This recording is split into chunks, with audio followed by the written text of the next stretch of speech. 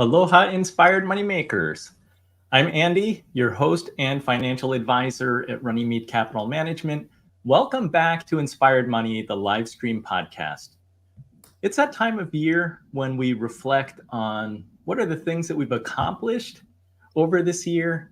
And very likely, it's also a time where we set goals and make resolutions for the new year. In that light, it's the perfect time to discuss investing in your health, the intersection of wellness and wealth. In our quest for a happy, purposeful, and impactful life, balance is not just a luxury, it's a necessity. Health and wealth are profoundly interconnected. I mean, what is good wealth if it's not enjoyed in good health? And conversely, how can we fully embrace health without the stability and opportunities that financial well-being provides? Today, we're going to explore how good health is not just about fewer doctor visits or avoiding expensive treatments. It's about enriching the quality of your life in every aspect. We often focus on physical health, but let's not forget the other pillars. There's mental health, spiritual health, and of course, financial health. Together, they form the foundation of true well-being. And as we live longer, thanks to medical advancements, this is going to impact our investments and our financial planning. So today we're going to discuss healthcare trends and what they mean for investors. Let's dive in and discover how we can harmoniously align our health and wealth for a richer, more fulfilling life. I want to welcome in our panelists, and we've got a brilliant group this evening. Let me start by introducing Michelle Segar. She's an award-winning NIH-funded researcher at the University of Michigan, has almost 30 years experience in sustainable exercise adoption. Her best-selling book, No Sweat, and her latest work, The Joy Choice, was named one of the best health books in 2022 by the Washington Post. And they showcase her brain-based approach to lasting behavior change in eating and exercise. These are things that we really need, I think, at this time of year. Sustainability. I really look forward, Michelle, to learning about the Joy Choice. But before we get into it, your bio says that you ran with the Olympic torch at the 1992 Olympics in Barcelona. What was that like? It was really exciting. And it was such an honor to be chosen. I was working for the Olympic Committee at the time.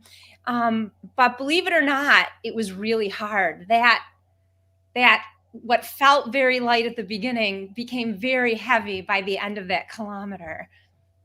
And I assumed that you must be an athlete, but I read a blog post that said that's not the case. That is correct. And if my husband heard you call me an athlete, he would laugh. No, I'm a physically active person. I started my activity when I was 13, and I enjoy jogging. At this stage in life, I'm a walker, but no, I am not an athlete. Thank you for suggesting Manisha Thakur be invited. She's an MBA, CFA, CFP, also founder of MoneyZen, a financial well-being consultancy. She brings over 25 years of experience in various roles within the financial services industry. As a nationally renowned advocate of women's financial literacy, she empowers individuals through keynote speaking, brand ambassadorship, and corporate consulting, offering a joy-based approach known as MoneyZen to foster calm, confidence, and clarity around money. Manisha says that today's topic is among one of her favorites. I also hear that you love artisanal coffee. What's your favorite? Well, I live in Portland, Oregon, because when I got divorced 8 years ago at age 45, I was living in Santa Fe, New Mexico, and I had divorce brain. So I decided to go west, and I picked my new residence by visiting a bunch of different cities based on the density of third wave coffee houses per capita.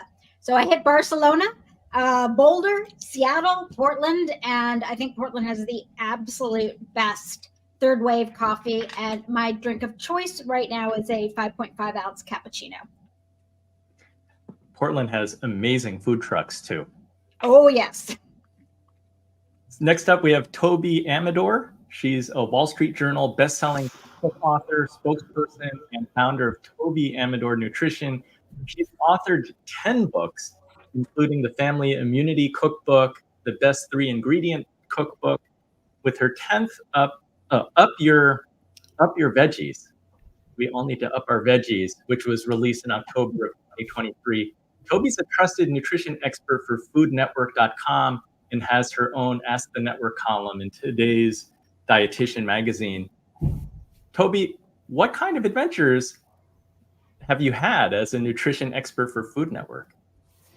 Well, I've been there for about 16 years, and I've worked with their healthy eating blog. I'm founding the contributor for that one. So I've been blessed to be able to work on some of the shows. I've worked on Not My Mama's Meals, a couple of Bobby Dean show for a couple of seasons. I've debunked a lot of myths over the years. So it's been really fun in that respect. Well, I look forward to having you on the panel. I know that I can use guidance on healthier eating. So with ladies first, we'll finish up with Mike Taylor, Mike T. Following a personal health crisis, Mike left his beloved hedge fund trading desk to embrace a more balanced life. He launched the Simply Healthcare ETF Pink. With over 2 decades of Wall Street experience, he manages the first 100% pro bono ETF dedicated to the healthcare sector, annually donating net profits to the Susan G. Komen Foundation, showcasing a commitment to financial acumen and philanthropy. Mike T., it's so good to see you again. Thank you so much. If you see right behind me, I have our check. It's the big fake check. And we presented this to the Susan Komen Foundation in the fall. And I'm very happy to be here. You had your reel coming into this was fantastic. Great intro reel. That was really something. Well, welcome back to Inspired Money. Last time you were here, we did not have all of this or as many panelists as we do today. Yeah. And so you are correct. I ran a healthcare hedge fund for most of my career, and I've been doing the Pink now for 2 years. And it's gone very well. I'm really happy with the results and the overwhelming support. It's been pretty surprising because I did not know how it would go. And it's been well beyond what I ever dreamt. So thank you again for having me. You're a great investor and it's for a great cause. So a powerful combination. Well, I'm excited to have all of this brain power here on this episode. Let's jump right into segment 1. Welcome to our exploration of the profound link between health and wealth. Imagine your physical well-being shaping your financial future. Investing in health goes beyond fitness. It's a strategic step toward financial growth. Regular exercise, balanced nutrition, and mental wellness are not just beneficial for our bodies and minds, but also catalyze increased productivity and sharper decision-making. This leads to excelling at work and smart financial decisions. But it goes beyond just earning more. Embracing a healthier lifestyle significantly cuts down healthcare costs. Fewer sick days and chronic disease management translate to tangible financial benefits. Mental health is equally crucial. A well-maintained mind brings clarity and focus, essential in the world of financial planning. Stress and anxiety can cloud judgment, but a balanced mind aids in making sound investments and securing a future. In conclusion, health is indeed wealth. Each step towards better health is a stride towards financial stability. Join us as we delve into this dynamic relationship, guiding you towards a harmonious life of wellness and wealth.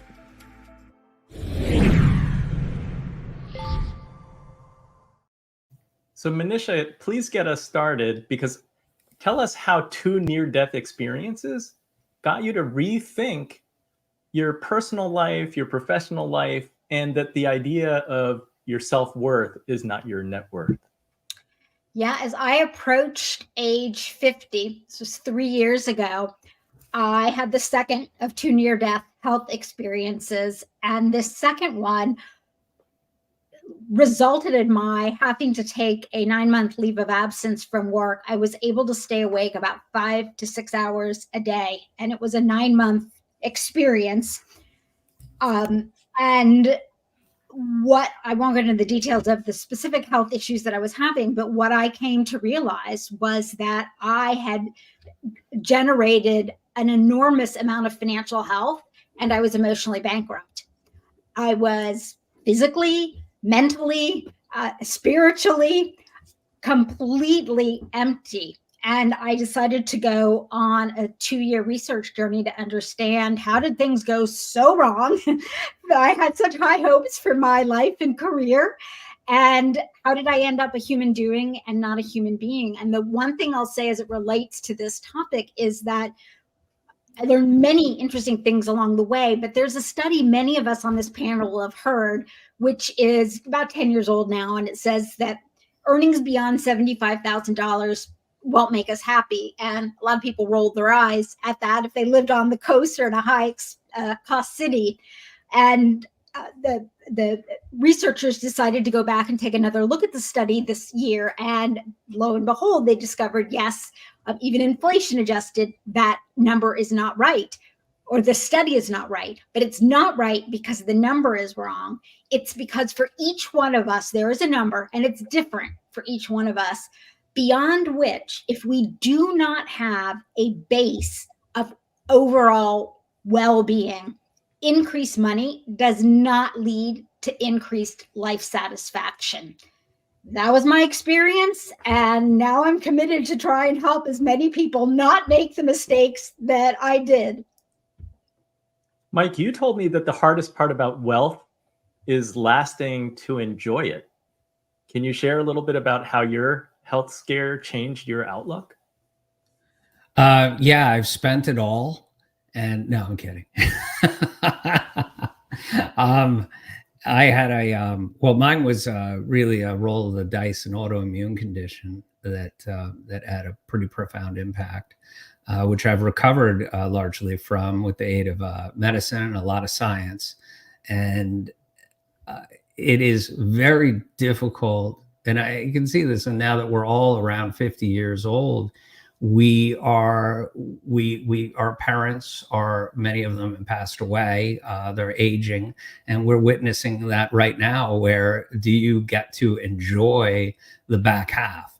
And in many cases, it's a roll of the dice, but that's only about half of it. The other half of it is how you treat yourself. And that requires discipline and a change of heart for many.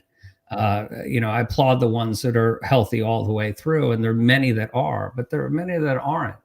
And myself as a medical person, the biggest threat that you can do something about is your weight. And whether you exercise or don't exercise too much, it's actually the weight that gets you. And though they tie that to cancer and things like that, that's what I'd recommend for everybody, is to sincerely watch your weight. And if you have great difficulty, do it. There are meaningful medical solutions to get you there that are non-surgical. And the results are profound. And as a medical person, though, I know many are against medicating because they feel that is a bad thing or a sign of weakness or what have you. The numbers are sincere, they are frank, and they are sanguine. That with medical, take your medicine. Heart disease, hypertension, diabetes, and excess weight. And if you can avoid those issues, you have a much better chance to enjoy your wealth later in life. So 2 of you have had very motivated by health scares or health issues.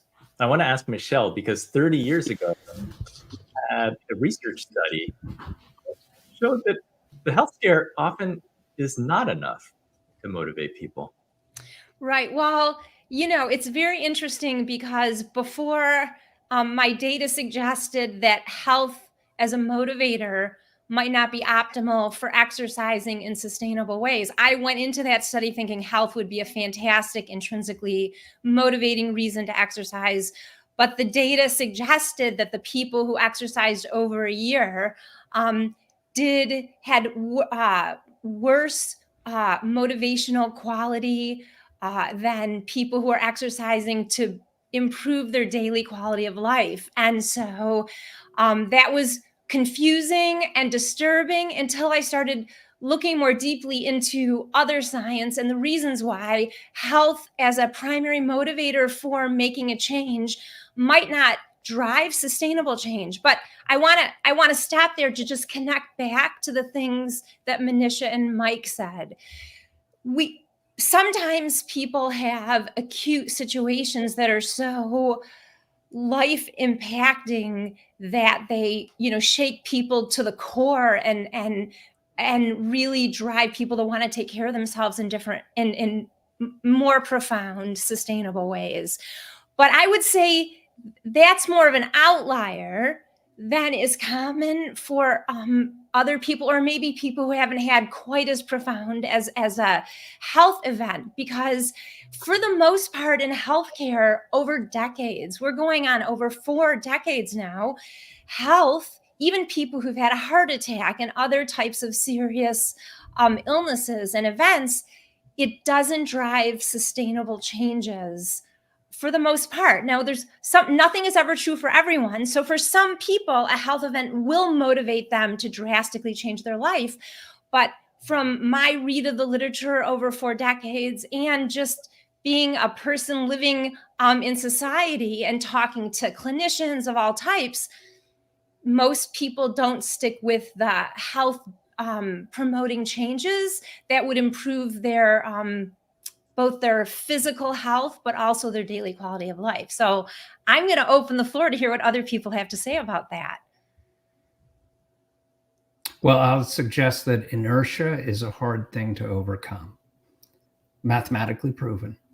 So it is very, very challenging for the people to change their lives. And it's a matter of time, energy, commitment, distraction, and all those other things. But I encourage everyone around me, especially for instance, I went on to, I'm one of the gang who's on a GLP-1 class drug now, and it's had a almost immediate, profound impact on my life. And about 95% of patients tolerate it very well. And it has had a meaningful impact on my life. And I'm proud to say that. Now, do I have to be on this the rest of my life to maintain this benefit? Not exactly, but I probably will be on it to some degree for probably the rest of my life. And honestly, I don't mind, because I have a great tolerability. And that's one of the beauties of American healthcare, if you will. It's imperfect. It just happens to be really, really, really good. And that the drugs are available, maybe not at a cost that's acceptable to everybody or even approachable to everybody. And that's one of the imperfections. But if you can afford it and you are overweight and maybe leaning towards a diabetes, these are one of the solutions. And the hardest part is to get off the couch and do it. And that's I encourage everyone to do. And I think that's really all that we can do, is live by example and show, because this is really a word of mouth activity. There's no mandate that we can force people to be more healthy. We can only encourage them and give them a kind hand out to give them help to get there. Well, I just want to jump in, because I think what Mike is saying is so important. What you said, Mike, it's about the weight. We have an obesity crisis increasingly across the globe. And no matter how financially sound we are as a society, if we don't address that, as humans, we're not going to be happy. I too am on a GLP-1 medication. It has transformed my life. Out now. Kudos to you.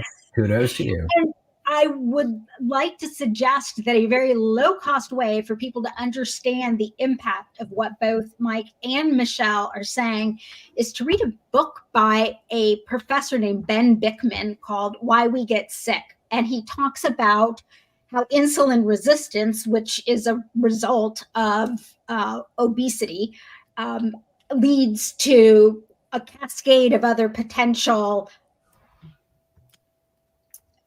fatal conditions. And so, there's so many different pieces of this. So I just want to emphasize what Mike is saying is so true. And I never would have thought I would take a medicine to help lower my A1C and get everything under control.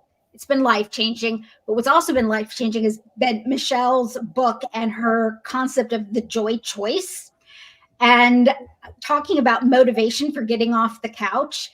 And Toby, jump into it. I don't mean to monopolize, but Michelle's joy choice is something that I think would be really interesting for us to highlight here. In terms of, if you can exercise, Michelle, how did you get me off the couch? Well, the concept of the joy choice, it's a branded concept.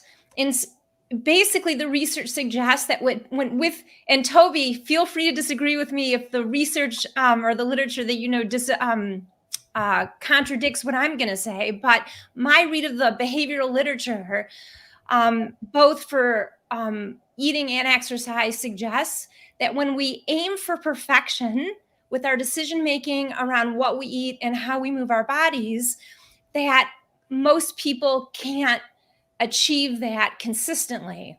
And what the research shows is that when people come to their decision points where they're trying to follow a way of eating or whether they're trying to exercise in a certain way with a flexible mindset that lets them have wiggle room and pivot and not try to be perfect, that behavioral strategy is actually better associated with decision making around these things. So getting back to Manisha's question, the joy choice, I branded the perfect imperfect option that lets us do something instead of nothing as the joy choice.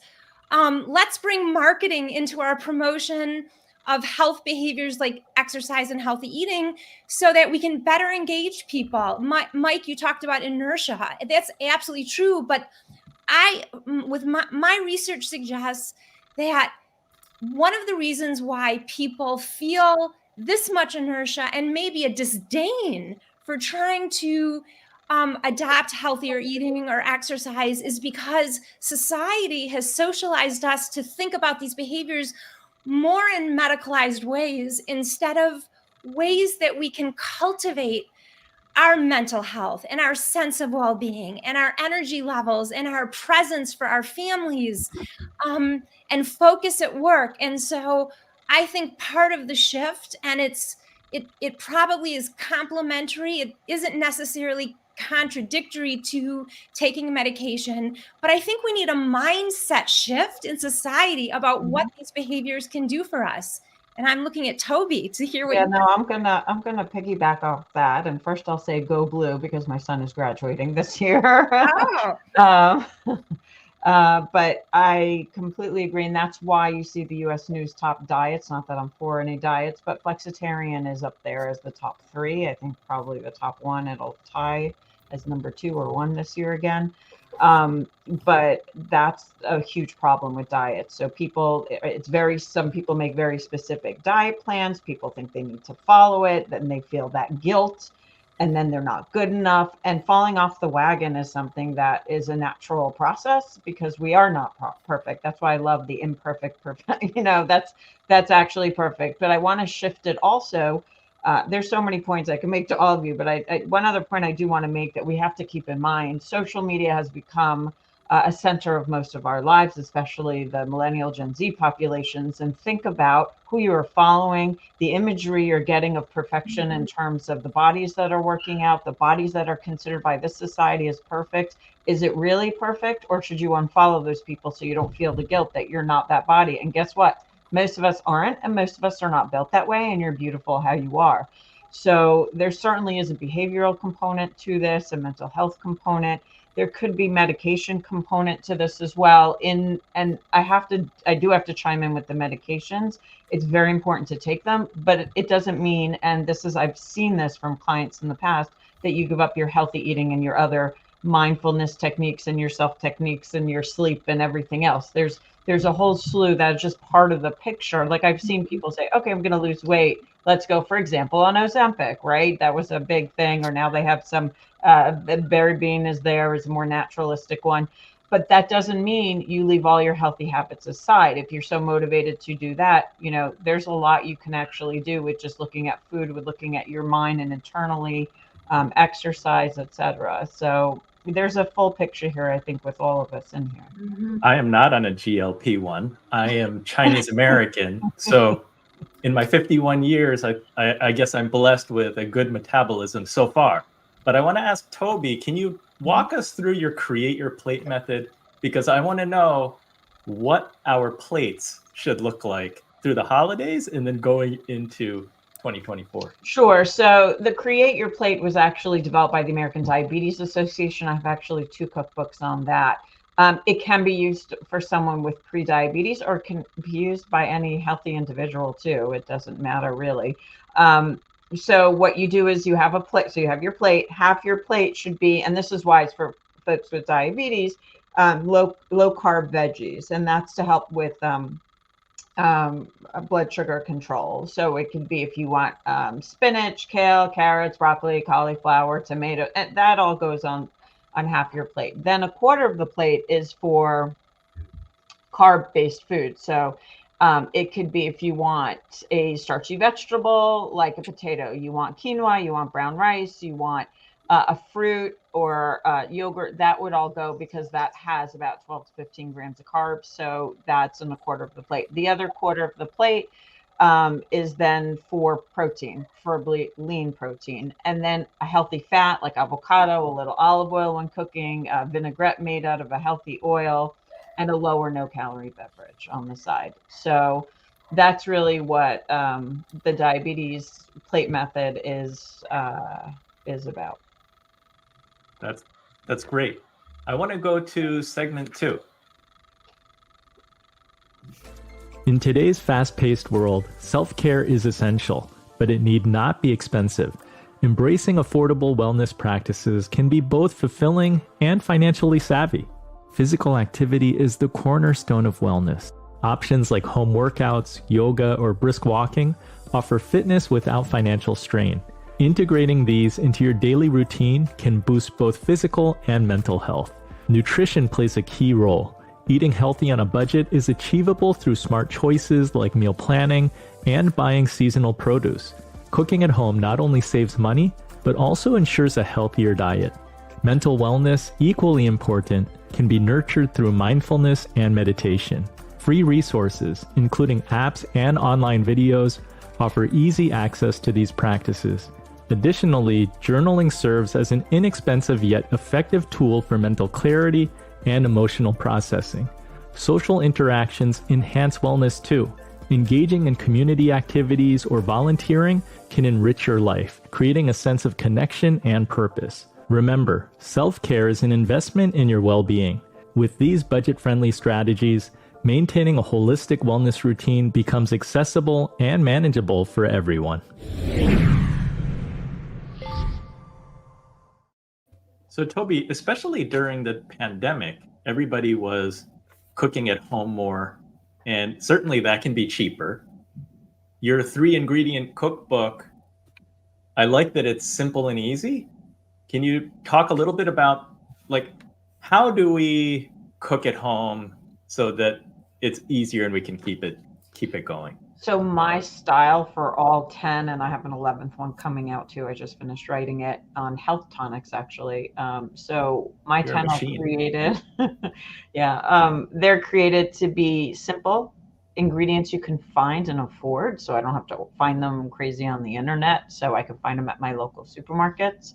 And they're made to be done not within hours, but within 30 minutes, 45 minutes, like short period of time, because we all have hustle and bustle, and we actually, we savor every moment, and we can't figure out what to do in every moment. So something usually slides. And there's actually a study that shows that people who try to fit in both exercise and like cooking at home, they usually one goes for the other. Like you just can't get it all done.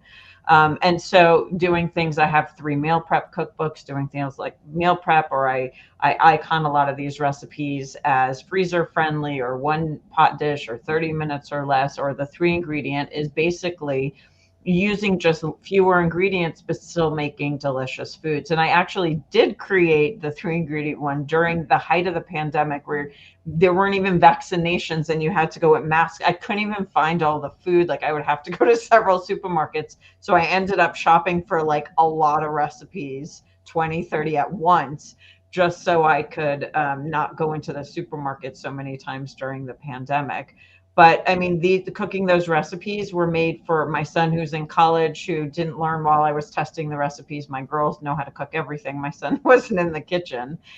So they're made for people living alone, living 1 or 2 people, just don't really love cooking and just want a couple of quick and easy meals, or just anyone who just wants something fast. And I have the recipes. They're translated for like 2, 4, 6 people. And then they're also, I'll write, let's say, milk, and then I'll make a healthier selection, or, bread, and then I'll make a healthier selection under Toby's tips, so you can healthify it or make it a little bit healthier for you. The book's premise really was just to help people get in the kitchen and cook a little. So nutrition analysis purposely isn't there because I didn't want to start confused. I just wanted them to cook. I really, just get your hands dirty in the kitchen. Manisha, over your circuitous career path, because you've been involved in the institutional side of money management, now you've transitioned more to working with individuals and families. You credit the connections and relationships you've made along the way. Can you talk about that? Yeah. One of the biggest pieces of advice I give to young people that I'm mentoring is that your future income stream is one of your biggest assets, and the people that you meet along the way, don't forget to invest time in them. It will help your career, which will help your financial health, but those connections will also help build your emotional wealth. And what I've noticed is that we've become so transactional oftentimes in our relationships.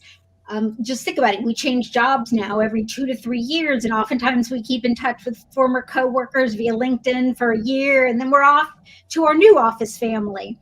And when I was doing the research to figure out how I ended up emotionally bankrupt, I spoke with a woman who ran a hypertension center at the University of Colorado. And one of the things that she observed, I found fascinating. The individuals who followed all that healthy activities that we're talking about here and managed to get their hypertension under control, almost always subconsciously were following a formula that is her mantra. Her name is Mary Laverde, and the mantra is connection creates balance. And the idea is, when you feel discombobulated in any way, mentally, physically, spiritually, ask yourself, in this moment, to who or what do I need to connect to move incrementally closer to feeling better?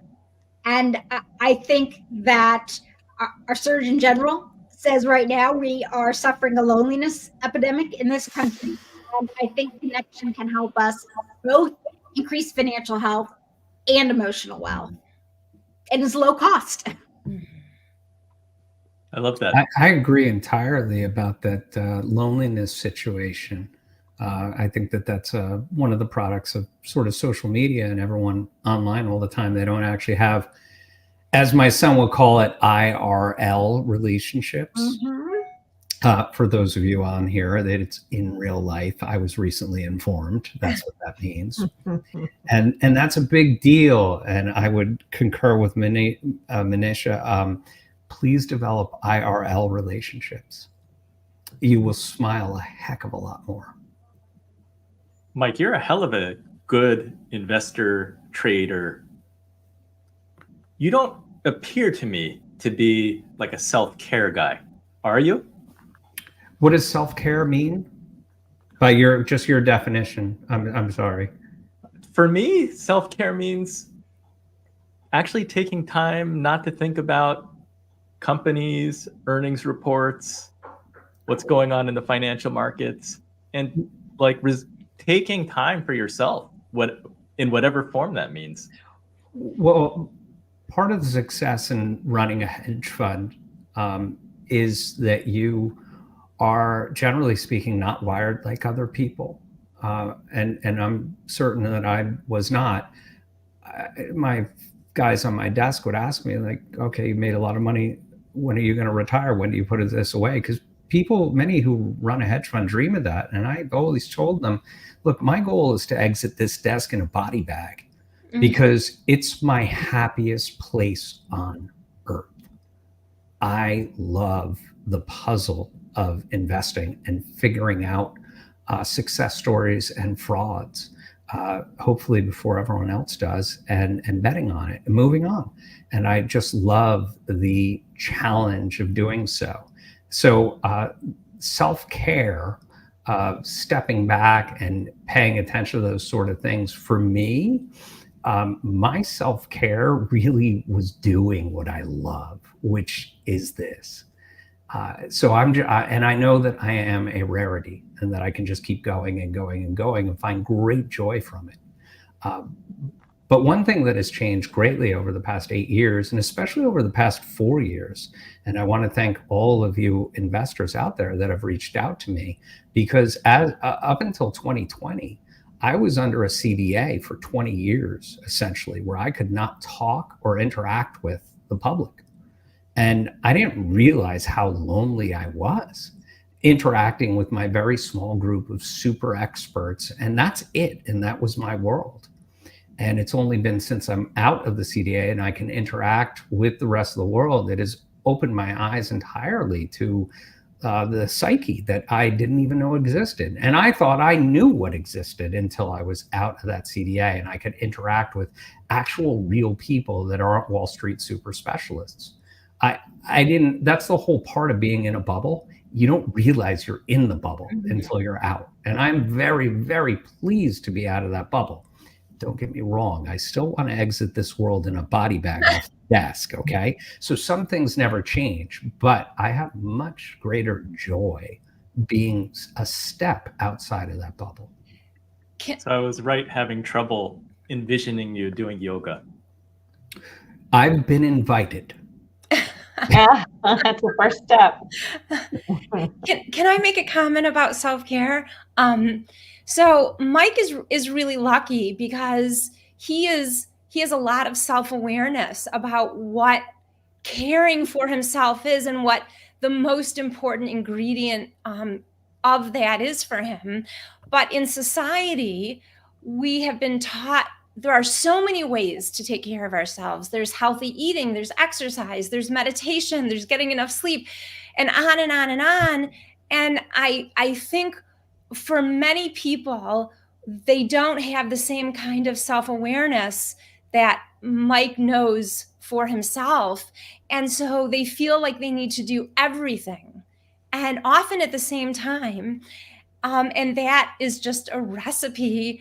If you want to take care of yourself behaviorally in new ways and you try to do too much at once. In fact, Toby mentioned a study, I think, where you said that people who tried to exercise and change their eating, that one thing, had to go or the other. And so I think I think we need to help people understand that it might be more adaptive if people choose one behavior to focus on, to learn, to master, to become consistent with, the one behavior that maybe they most feel, like Manisha said, find the connection that you need right now. What is that? In the same way, what is potentially the behavior that could most help people renew and fuel themselves? And then focus on that instead of feeling like you're not doing enough because you're not doing everything.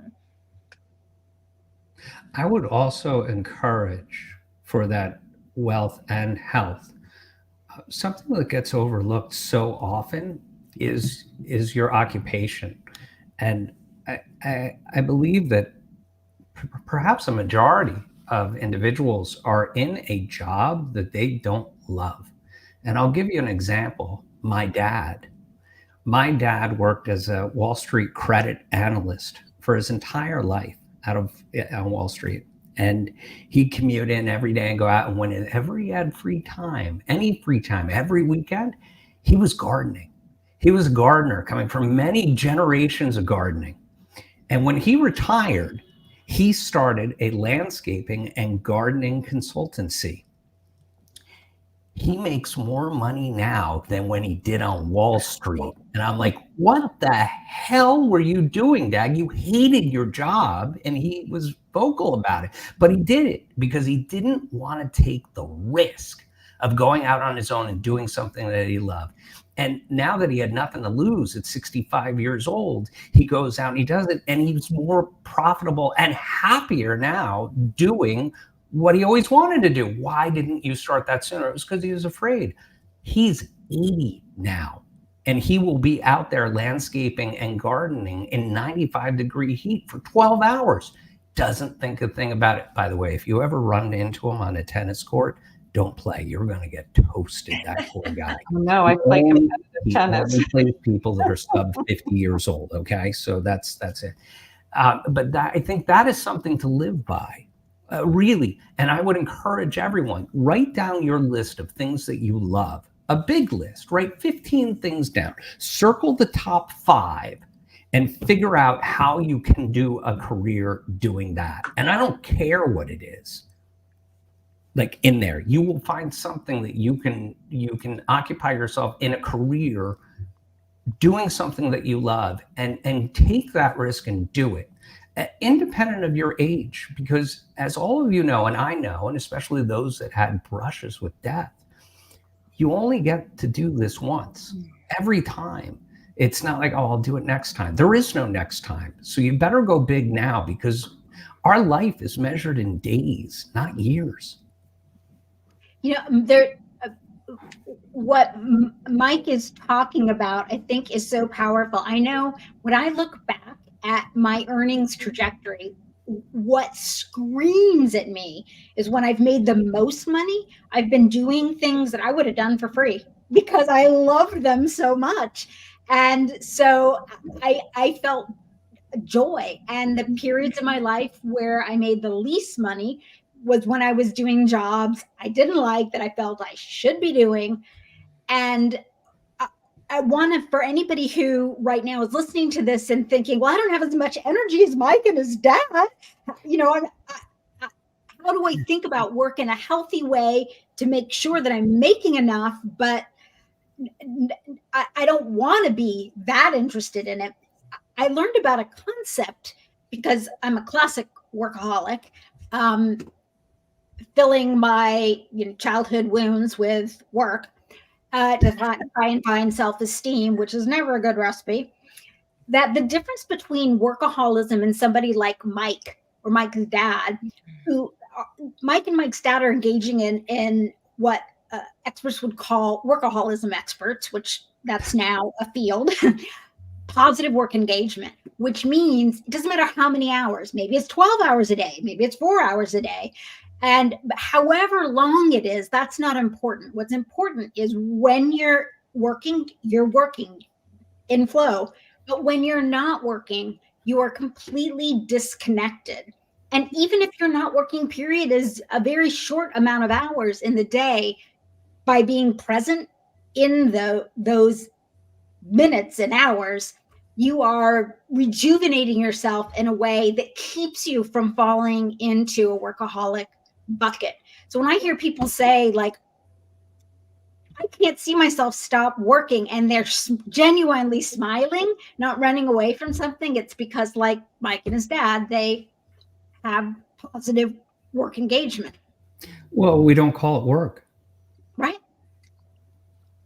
And I'll just piggyback on Manisha. Basically, because I do most of my work at home. So when I want to kick back, when I'm at home, I see my work and I feel like I'm not disengaging from it a lot of times. And I'm not one really to sit in front of the TV. So that's why I will play your dad in tennis, but I do play.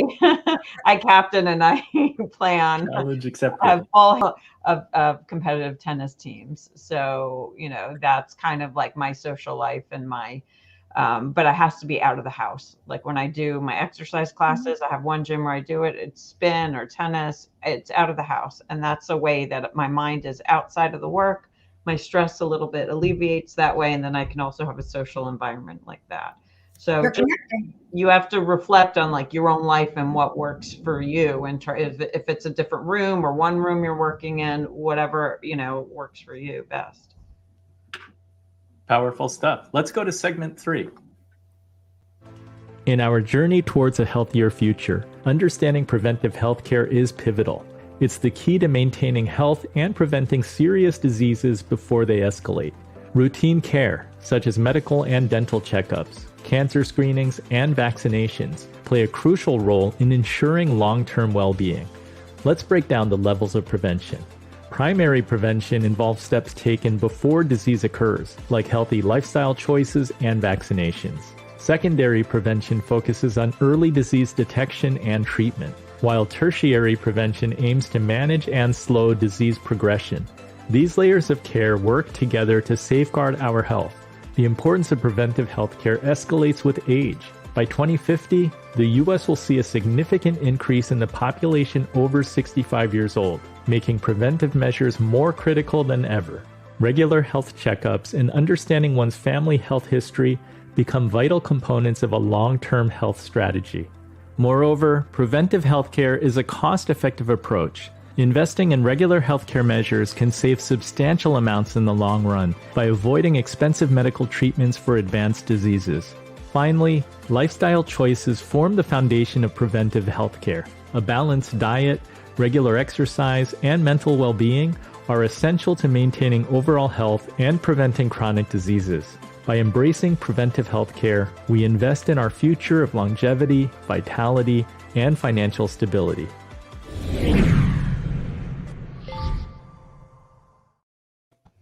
Toby, I want to ask you about nutrition, because no doubt nutrition contributes to preventive healthcare. Does one's diet, should it change as you get older? Should my kids be eating something different from me, or is it just binary? You should be, and the dietary guidelines really did a nice job in 2020 to 2025, really going through the life cycle and encouraging healthy choices from the beginning. And that's really what it's all about.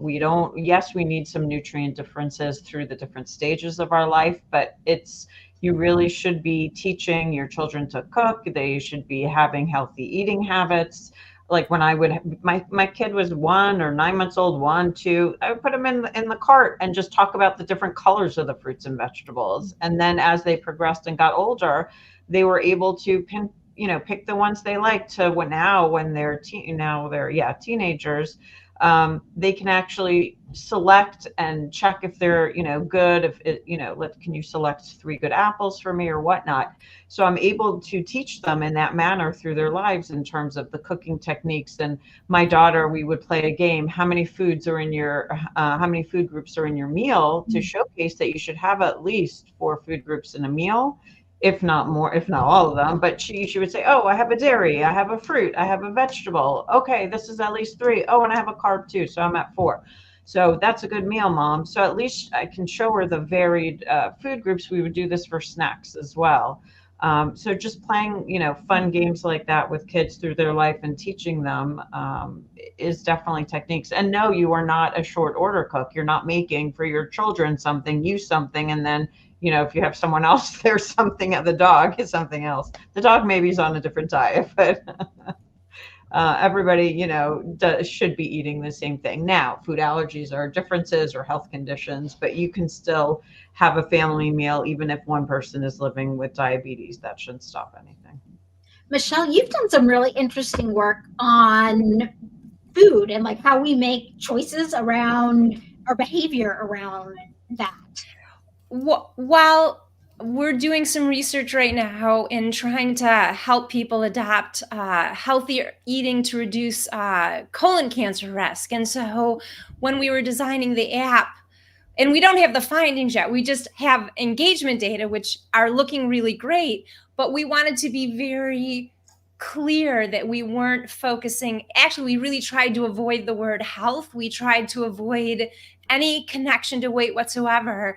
And we wanted people to think about reasons for adopting this new way of eating. And they may have joined the study because they knew their health risks for colon cancer. But regardless of that, we've been trying to shift the way they think about their decision making so that they try to align it with the things that are meaningful to them, the people they care about having energy for. So Manisha, that might be what you're talking about. Mm-hmm. And I want to piggyback too on Toby's comment about family, communicating about decision making. I don't even want to call it health related decision making, self-care related decision making.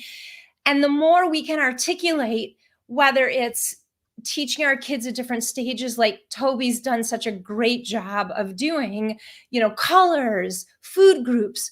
When you're at a decision point, which we all are so many times a day that add up to millions of times over a lifetime, how do we model these flexible, flexitarian food choices, these flexible ways of thinking about moving our bodies? And by saying it out loud, gosh, I was hoping to, I had a plan to go to the gym, but I had this urgent work-related thing, and I only had 13 minutes. And so guess what I did, kids? And, make it into a gamer story. I took a walk outside. I went up and down the steps. I turned on music and danced. So by articulating and talking about, now the reality is that I would say many of us grown-ups might not even think that way because we haven't been taught to think in more flexible ways. But the more awareness we can bring to it for ourselves, and then that extra level for modeling and socializing the people around us, then we can have that much of a greater impact on others.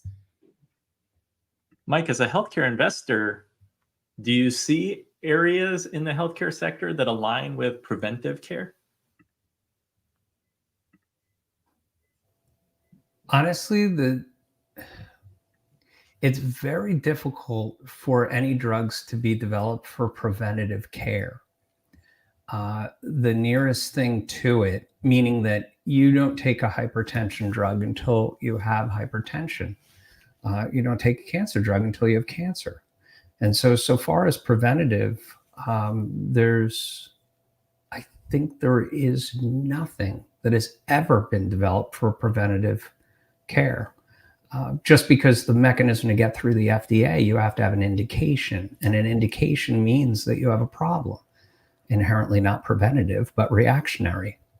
So all that I can beat the drum on the GLP-1s is that's the nearest thing there is to preventative care in truly the prevention of diabetes, hypertension. That is now in the data that as of this summer, in a large study, they showed that it prevents the onset of all of these things. And we'll probably see a lot more of that. But it's not really that you have to take a GLP-1 to get that effect. It's that you simply need to lose weight in order to get that effect. So I think the GLP-1s are the nearest thing to anything we've ever seen that is a preventative treatment. I also want to piggyback and add, just if anyone's listening in terms of weight loss, sometimes it's just a little bit of weight. Some people might be like, we see differences in just 5 to 10 pounds of weight loss. Doesn't mean it's all going to go away, but you'd certainly see positive advantages just with a small amount of weight loss, which is a good goal, as opposed to saying, I don't like when people say, I'm going to lose 100 pounds. Maybe you need to, and that's your long-term goal, but you can't think about that as your day-to-day thing. You have to make small behavioral changes in order to reach smaller goals at a time. So I always think with weight loss, small goals are best, personally. I agree entirely. And even 10 pounds for an average human, which is not a lot, and that can be done in a period of 5 or 6 months with discipline and maybe a little walking. But that has a profound impact on your quality of life. Mm-hmm. All right, I want to go to segment 4. In the quest for professional success, balancing work and personal life are paramount. Burnout, often stemming from an imbalance, can lead to emotional exhaustion and a sense of detachment from work. It's crucial to develop strategies for maintaining harmony in our lives. Key to preventing burnout is recognizing it. Symptoms include physical and emotional fatigue, reduced feelings of accomplishment, and a loss of personal identity. These indicators should not be overlooked, as they are often signs of deeper issues like stress or even depression. A foundational step towards balance is prioritizing self-care. This begins with ensuring adequate sleep, essential for rejuvenation of both body and mind. Additionally, physical well-being, encompassing exercise and nutrition, forms a critical part of this equation. Setting boundaries is also essential. It involves delineating clear lines between work and personal time, thus ensuring neither encroaches excessively on the other. Regular breaks throughout the workday can prevent the buildup of stress and maintain productivity. Building a support network, whether professional or personal, provides an outlet for discussing challenges and seeking advice. Knowing when to seek help is crucial. Sometimes professional assistance may be necessary to navigate through burnout. Finally, understanding and managing work demands are key. This includes realistic goal setting and seeking organizational support when needed. By adopting these strategies, we can achieve a healthier work-life balance, steer clear of burnout, and lead more fulfilling lives.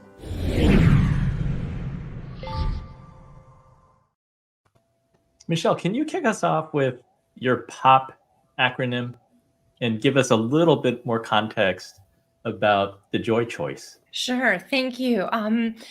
So an ecosystem, our life is an ecosystem of so many different elements.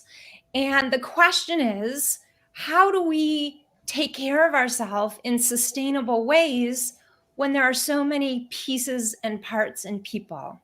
So again, the joy choice is a behavioral strategy that is supported by science, where when we get to a decision point and we can't do what we plan to do, we're not motivated to do what we plan to do. Again, the book was really about eating and exercise decision making, but this idea really can apply to almost anything.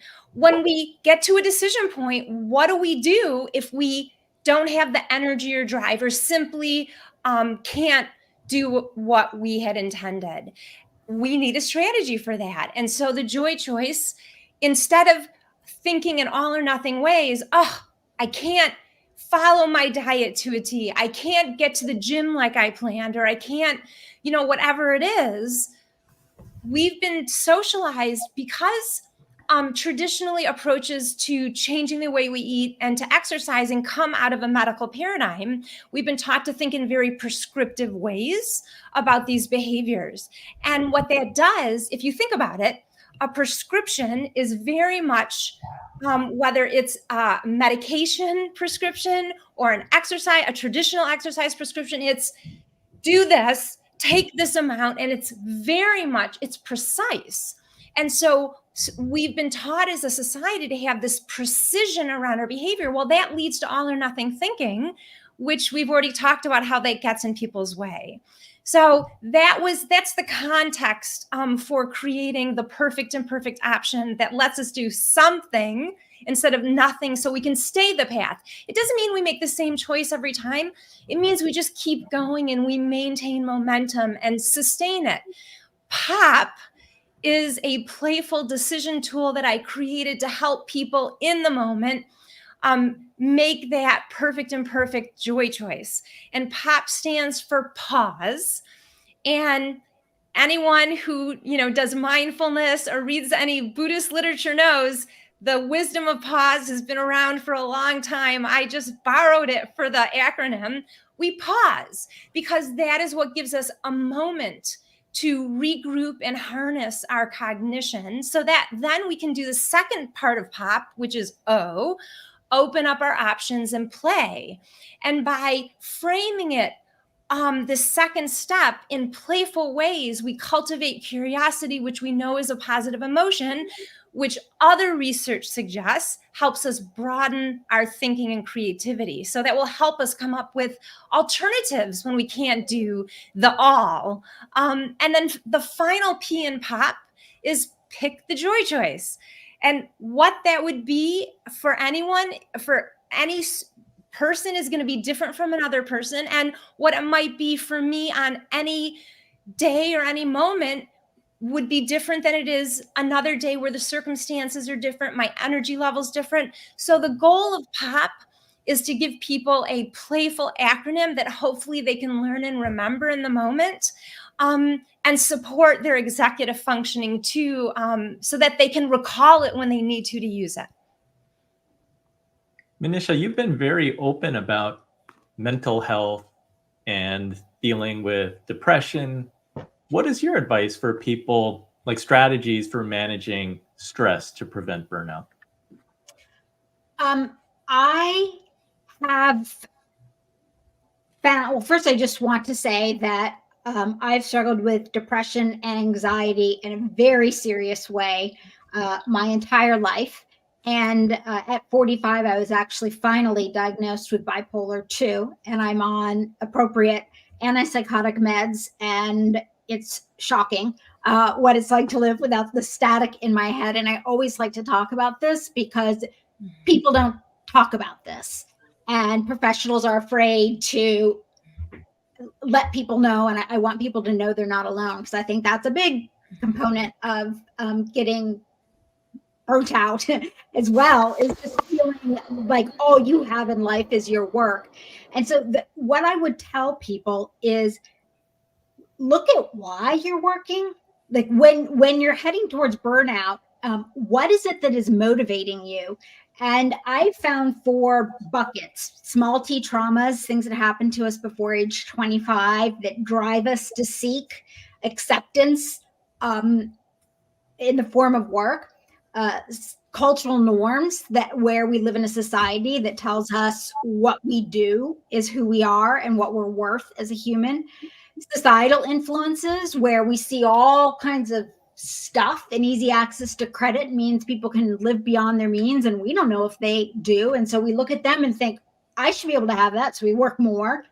And then there's evolutionary biological factors that go into this.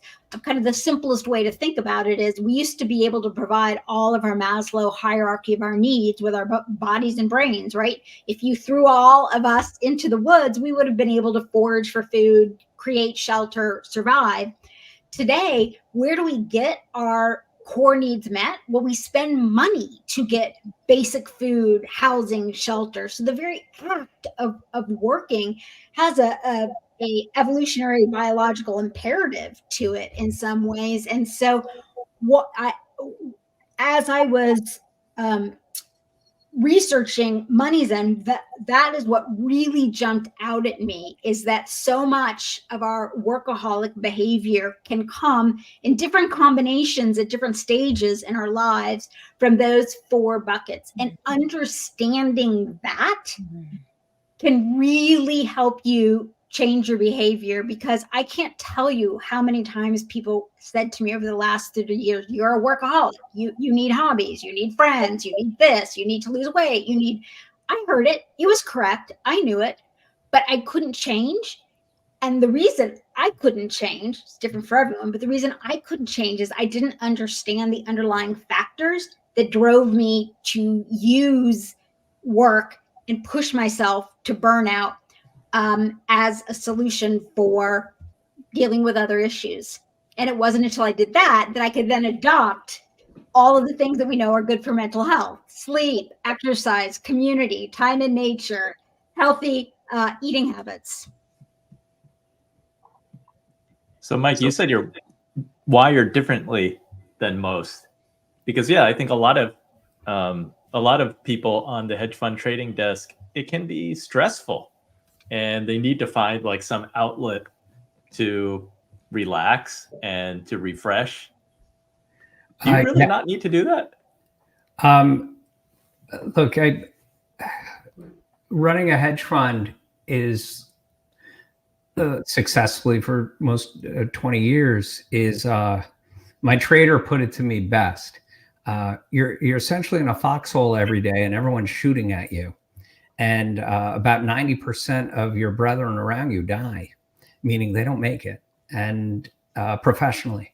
And so that is something very difficult to deal with mentally. Even as a survivor over time, at the shop that I spent most of my time with, a shop called Millennium, the fatality rate, meaning the dismissal rate, is probably about 75% over a 5-year period. And in fact, it was so bad. There was this on my floor. There was this group to my left, and it's called a desk. And the desk is like 20 foot long. It's a 20-foot long desk, and all the people work on the same desk all together on a long desk. And every year it changed for about 5 years. And it was even more than that. I just lost track. And so I stopped. I determined that desk was cursed.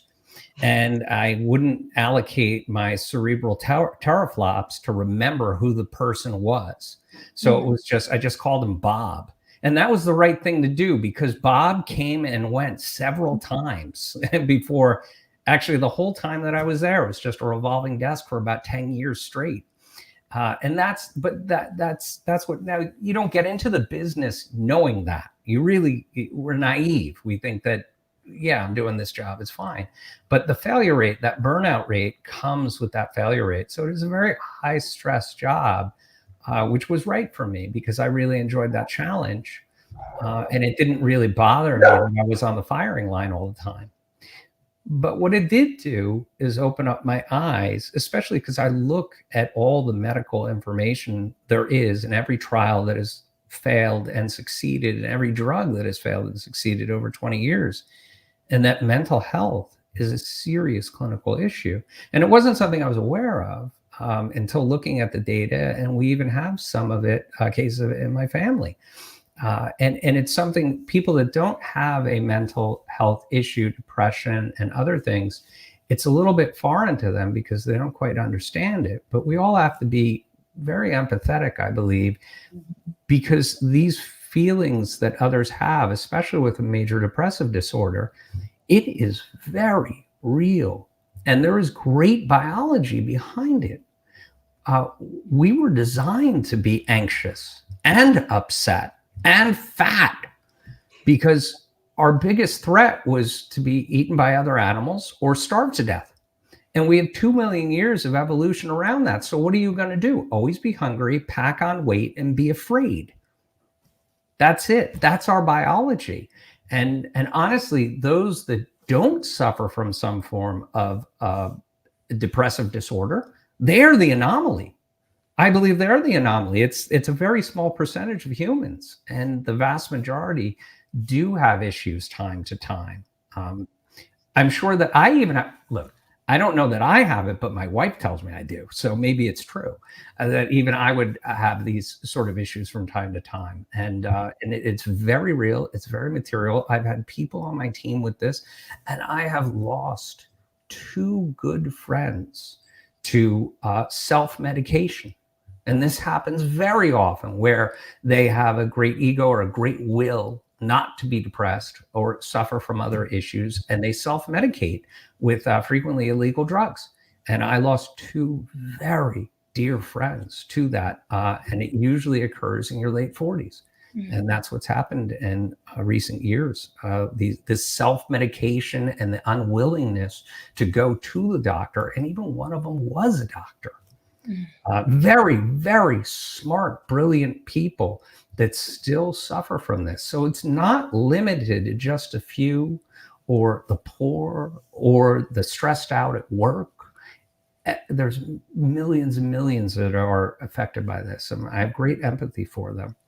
And all that I can say, what I'll reiterate in talking about choosing joy, which is so very important, is to choose joy.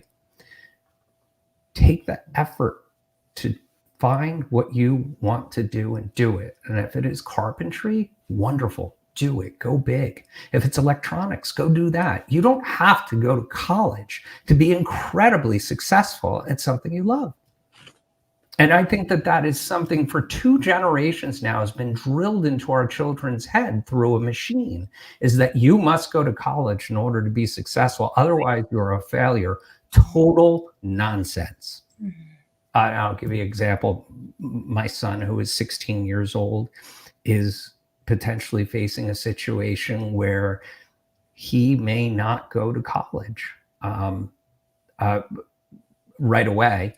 There's other things that he's actively involved in, and I agree, and I support him.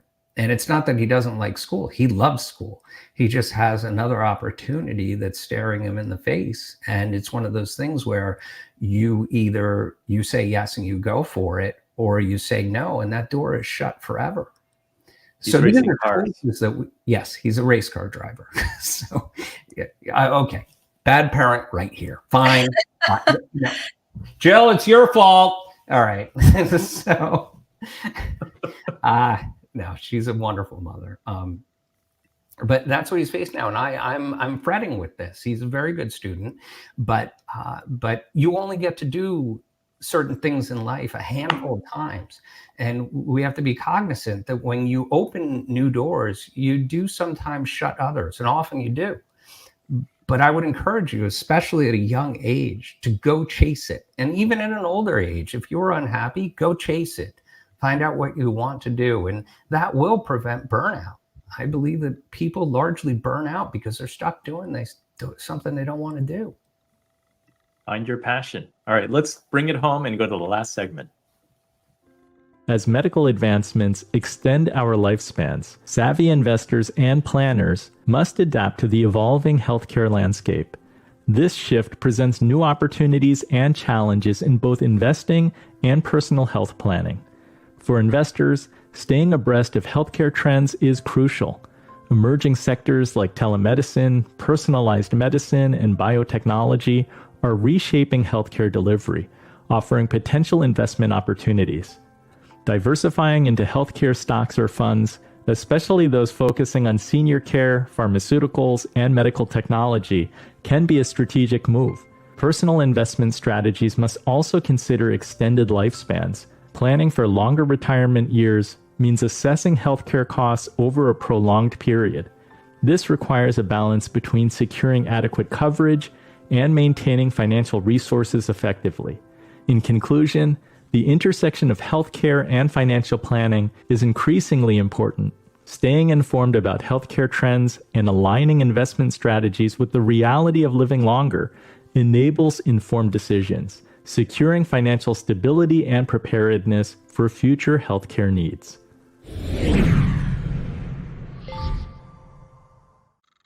Toby, earlier you described that it's pretty binary. You're either eating right or you're not. One of the things that stands in our way is that we get busy, right? Like life gets in the way. We don't have time. You're a mom to 3 kids. Does it frustrate you as a nutritionist that like America cannot eat better? It seems like we're always making the wrong choices. Something it's not a black and white thing. And I always say one of the things that I've been discussing a lot lately is I'm seeing a lot of people that are basically black and white. Let's take added sugar, for example.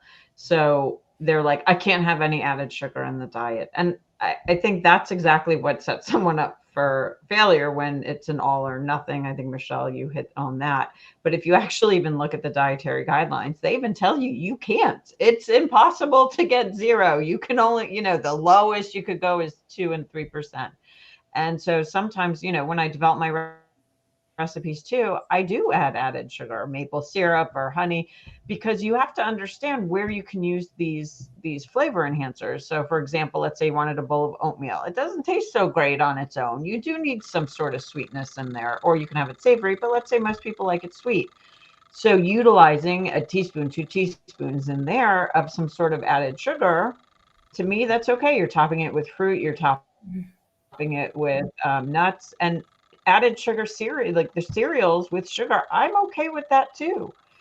And research actually shows that The added sugar from cereal is by far not. It's number 5 on the list, or 6, or tied for 5th. It's not number 1, 2, 3, or 4 over there. There are other things. And research shows that you're eating that cereal with a fruit and with milk. So you have 3 food groups right there.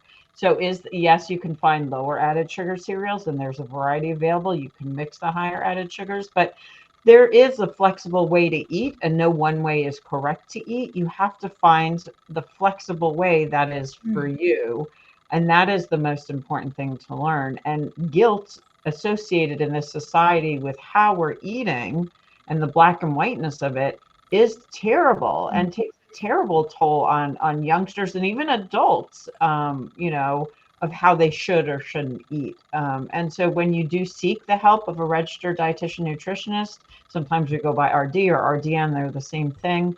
But, you need to find one that really works with you. And if that, a lot of people used to come to me, please give me that meal plan. Where's that meal plan? Hand it out, the 1800. No, I don't give you a meal plan because you don't like chicken, let's say, you're allergic to this that's on there. No, it's not for you. You need your own meal plan. You're your own person.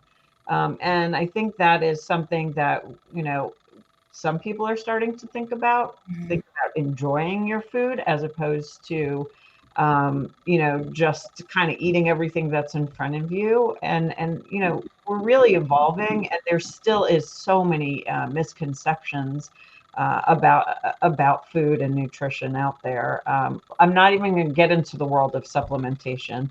That is very high up and forthcoming right now, with health conditions and supplementation and unregulation of that whole thing. But there's a lot going on. There's a lot that's coming up too. I want to ask Mike or Manisha, since Manisha sometimes wears an analyst hat, what are mega trends in the healthcare industry or sector that investors should be paying attention to for the next 5, 10, 20 years? You're muted, Manisha. I'm going to defer to Mike on this one. Totally. Okay. Well, as you know, I am the PM of the Pink Fund, and we're in a remarkable spot in healthcare. I did drug development, mostly in gene therapy, for my first leg of science, and I was very lucky to have brought 2 different drugs to the clinic, from whiteboard concept into humans. And part of me, what got me into doing investing was that I knew that both of those studies were going to fail. Not because I just knew intuitively from the efficacy and so forth. And I was about 28 years old at the time, and discovered that, holy cow, you can actually have a job where you're betting on those things. Well, I bet that my stuff's going to fail. And it did. So, but there was a company behind it, and there was a trade to be had. Now that was 25 years ago. What has happened since then is an absolute renaissance in development. Whereas the things that I did 25 years ago were incredibly manual. And I would be up till 2, 3 a.m. in the morning in the laboratory, switching plates and heating things and running PCR reactions. And it was slave labor. Oh my goodness, it was awful. It was like what Edison said, it's 1% inspiration and 99% perspiration. Well, that was absolutely true then. That is no longer the case now. There's a myriad of machines that can do 1,000 times my efforts now. And that has led us to a golden age in drug discovery and development. And the same goes for med tech also. It's not just hips and knees. It's a million other things to treat just about everything. And we're just at the beginning of this golden age of discovery and development. When I started, my concept to humans would usually take 7 to 8 years to get into a human. Now, you just saw under duress what can happen when we have a pandemic. They went from concept to human to market in a span of 5 months. Not that that will be done all the time, but the point is that the timeline from an idea to human has been compressed dramatically because of the tools that have been implemented, where it is preclinical animal models that are custom made to mimic humans. And so we can basically ferret out the high toxicity drugs that are in development very, very quickly. And so when drugs now get to phase 3 clinical trials, which is the end stage, the success rate is extremely high. I mean, these things used to fail all the time 20 years ago, 10 years ago, 12 years ago. And now they very rarely fail because there's an awful lot of legwork that can be done now to take the guesswork out. And that's really led us to an explosion of drugs to treat so many things. I mean, I could bring up many, many examples, but just this one is the drugs to treat diabetes now, entirely new mechanisms. Beforehand, we had 2 types of drugs, a pill and an antibody, and the antibodies were new. Now we have antisense therapy, gene therapy, viral-based gene therapy, in addition to antibodies that target multiple sites that are completely different than anything that occurs in the human. Multi-targeted antibodies. These are amazing things. And there's so much more that's in the pipeline of innovation, and we are just getting started. So if you would ask, do I need to be in healthcare in my portfolio? Absolutely, you do. It's 17% of the economy, and you have an aligned interest in that. Nobody wants to age without grace. Everybody wants to live forever. And most are willing at the end, essentially, to pay anything for it and everything for it. So it is, all the interests are aligned for healthcare to continue growing. And might I suggest that you do it through Pink and do it. And I'm not allowed to talk about publicly what the Pink performance is because it requires a ton of disclaimers. But what I can say is that my competition that is running alternate funds that I compete against based on performance are very upset. Is that well said? That? So yes. I'm not the SEC, so I cannot speak for them, but it sounds good to me. Michelle, any closing thoughts from you? Gosh, this conversation was such a wonderful integration of so many different perspectives and experiences and expertise. So I can't say that I have any parting golden words of wisdom other than, it was really fun to be here and meet everyone and partake in this conversation. Thanks for inviting me, Andy. Well, I want to thank all the panelists for joining for this episode. And I appreciate you spending your time because we did go a little bit long. So I will make this really, really quick. I think that health is a strategic investment in wealth. We covered that. I loved Michelle's joy choice. And really, it's about setting the small goals. You don't have to be perfect. It's just moving in the right direction, and having that mindset is very important. I love that. Follow your passion. Figure out what it is that you're passionate about and do something that you enjoy. So you have the option to work well beyond 80. And then I just loved all the discussion about how we can eat better, what my plate should look like, and how we can do it sustainably. Longevity, I think, is a thing. And many of us will be living longer. Our kids are going to be living longer. So we need to invest wisely and do our financial planning. So I want to thank Michelle, Manisha, Toby, and Mike for joining. Please follow Michelle. You can find her at michellesegar.com. You can check out her books. I think that she has a quiz on there where you can do some kind of an assessment. Manisha Thakur, moneyzen.com.